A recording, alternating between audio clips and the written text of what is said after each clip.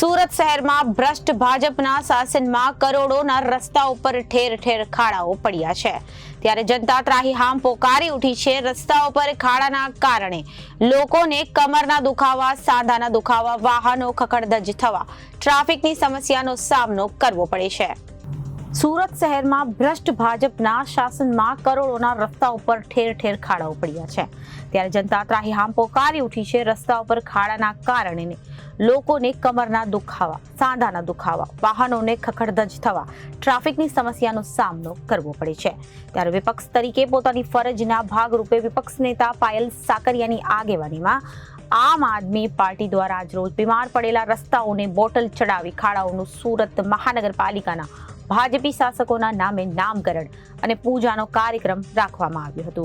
કાર્યક્રમ કરી ભ્રષ્ટાચારના કારણે પડેલા ખાડાઓ બાબતે વિરોધ પ્રદર્શન કરવામાં આવ્યું હતું, જેમાં પોલીસ દ્વારા વિપક્ષ નેતા પાયલ સાકરિયા સહિત કોર્પોરેટરો અને કાર્યકરોની અટકાયત કરવામાં આવી હતી।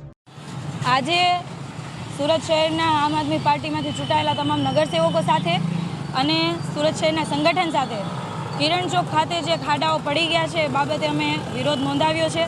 આ બાબતે અમે અગાઉ તમામ પદાધિકારીઓને આમંત્રણ પણ આપેલું છે। દુઃખોત્સવ કાર્યક્રમ નિમિત્તે આ કાર્યક્રમનું નામ અમે દુઃખોત્સવ કાર્યક્રમ રાખેલો હતો અને તમામ પદાધિકારીઓના નામકરણ સાથે, એટલે કે જેટલા ખાડાઓ છે, જેવડો ખાડો એવડું પદાધિકારીનું નામ અમે નામકરણ કર્યું અને સાથે સાથે રોડને બાટલા પણ ચડાવ્યા, કેમ કે બીમાર અને બિસ્માર હાલતની અંદર આ રોડ છે।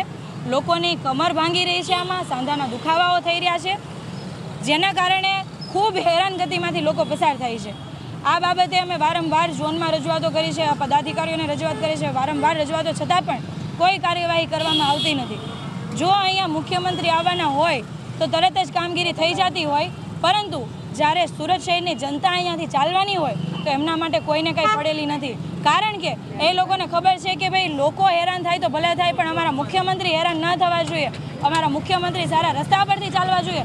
પરંતુ જે ખરા અર્થમાં રાજા છે એમને આવા ખાડાવાળા રસ્તા પરથી ચાલવું પડે છે, એમને આમાં હેરાન થવું પડે છે। ખરેખર આ જે રાજનીતિ છે આ લોકોએ બધાએ ભેગા મળીને બગાડી નાખી છે। કારણ કે જે પ્રમાણે એક મિનિટ બાઈટ પૂરી થવા દો। જે પ્રમાણે કામગીરી કરવી જોઈએ એ પ્રમાણે કામગીરી કરતા નથી। અમે ખાડાના વિરોધમાં છીએ કે નહીં?